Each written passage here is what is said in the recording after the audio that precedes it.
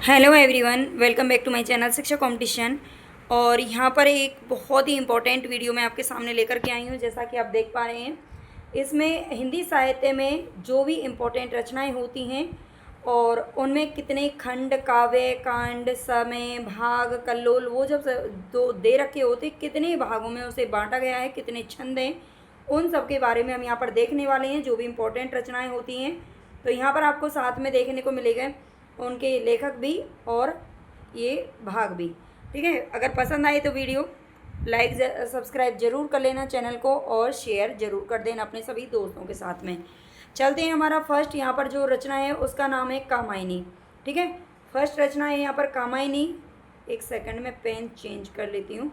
कामायनी, कामायनी किसकी है? तो ये जयशंकर प्रसाद की है। ठीक है, और इसके अंदर कितने सर्ग हैं? तो 15 सर्गें, जो कि 1936 ईस्वी में प्रकाशित हुई थी। ठीक है, 1936 ईस्वी में प्रकाशन वर्ष है इसका। और कामायनी जयशंकर प्रसाद की रचना है। महापुराण पुष्पदंत की रचना है, जिसके अंदर 102 संधि हैं। ठीक है, महापुराण किसकी है? पुष्पदंत की है। इसके अंदर 102 संधि हैं, ये ध्यान रखना है।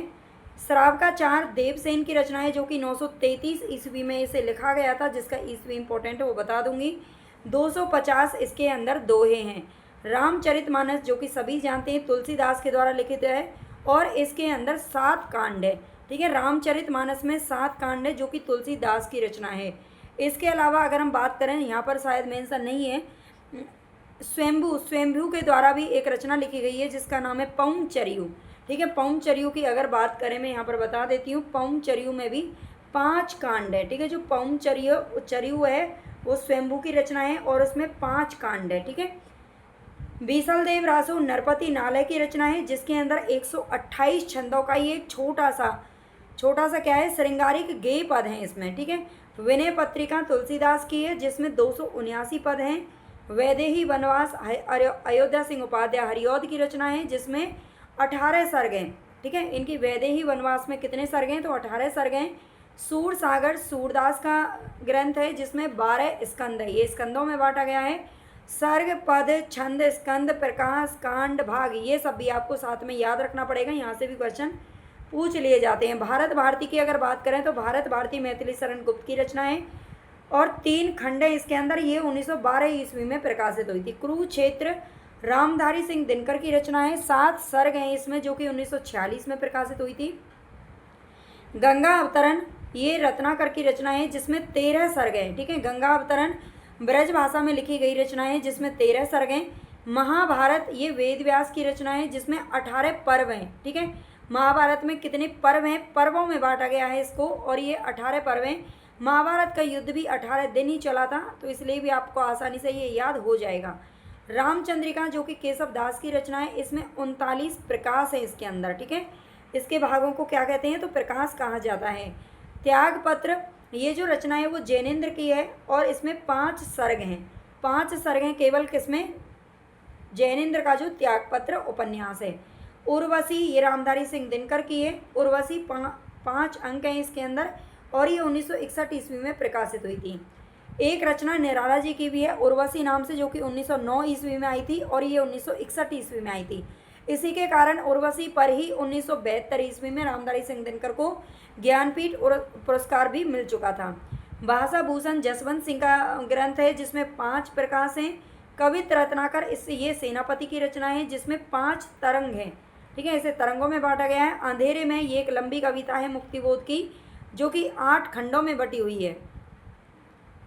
नेक्स्ट क्वेश्चन है जौहर। जौहर किसकी है? तो ये श्याम नारायण पांडे की रचना है, जिसमें 17 खंड हैं।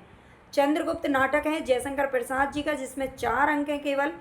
ध्रुव स्वामिनी ये जयशंकर प्रसाद जी का नाटक है ये भी, और इसमें 3 अंक हैं। कोणार्क जगदीश चंद्र माथुर का उपन्यास है, और इसमें 3 अंक हैं इसके अंदर भी। नेक्स्ट है आषाढ़ का एक दिन। आषाढ़ का एक दिन ये मोहन राकेश का नाटक है, और इसमें भी 3 अंक हैं। ठीक है, अजात शत्रु ये जयशंकर प्रसाद का नाटक है, और इसमें भी 3 अंक हैं। भारत दुर्दशा भारतेंदु हरिश्चंद्र का नाटक है, इसमें 6 अंक हैं, ये 6 अंकों में विभाजित है। स्कंदगुप्त ये जयशंकर प्रसाद की रचना है, और इसमें 5 अंक हैं, ये भी इनका नाटक है। ठीक है, ध्रुव स्वामिनी 1933 था, और स्कंदगुप्त की जो रचना है वो 1928 ईस्वी में हुई थी। जबकि चंद्रगुप्त की 1931 में हुई थी। आगे है अंधा युग। अंधा युग धर्मवीर भारती की रचना है जिसमें 5 अंक हैं और ये 1955 ईस्वी में। इसका 54 और 55 दोनों दे रखा होता है अलग अलग किताबों में, तो दोनों आपको याद रखना है। भारत भारती मैथिली शरण गुप्त की रचना है जिसमें 3 खंड है। प्रिय प्रवास हरिऔध की रचना है, इसमें 17 सर्गें जो कि 1914 ईस्वी में प्रकाशित हुई थी और इसमें ये खड़ी बोली का प्रथम महाकाव्य भी कहा जाता है। शेखर एक जीवनी ये उपन्यास है अज्ञे जी का और इसमें 2 भाग हैं। ये 40-41 इसका प्रकाशन वर्ष है। बाणभट्ट की आत्मकथा ये 1946 में आया था। हजारी प्रसाद द्विवेदी का उपन्यास है ये और इसमें 20 उच्छ्वास हैं। मेला आंचल ये फणीश्वरनाथ रेणु का उपन्यास है ये भी मेला आंचल और ये इसमें 2 खंड हैं। झूठा सच ये यशपाल जी का उपन्यास है और इसमें 2 भाग हैं। इसके 2 भाग हैं, झूठा सच और देश का भविष्य।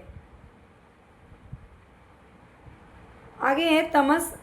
तमस में भीष्म साहनी और 2 खंड, ठीक है, सॉरी भीष्म साहनी की रचना है। उपन्यास है ये 1973 ईस्वी में प्रकाशित हुआ था और इसके अंदर भी 2 खंड है। आगे है पृथ्वीराज रासो। पृथ्वीराज रासो में ये किसका है? चंद का है जिसमें 69 सर्ग हैं। पद्मावत जायसी की रचना है जिसमें 57 खंड है। दोनों ध्यान रखना, एक में सर्ग है एक में खंड है। पृथ्वीराज रासो चंद का है, ठीक है। आगे है प्रिय प्रवास ये हरिऔध की है जिसमें 17 सर्ग हैं और साकेत मैथिली शरण गुप्त की है जिसमें 12 सर्ग हैं, ठीक है, ये ध्यान रखना है। और 69 सर्ग नहीं है बल्कि पृथ्वीराज रासो को समय में बांटा गया है, ठीक है। इसमें खंड है और पृथ्वीराज रासो में समय में बांटा गया है इसको, ठीक है। तो ये इतना याद रख लेना, यहीं से ज़्यादातर क्वेश्चन है जो पूछ लिए जाते हैं, ठीक है। पूछने को तो बहुत सारे अथाह है, फिर भी इतना आप याद रख लीजिएगा, ठीक है।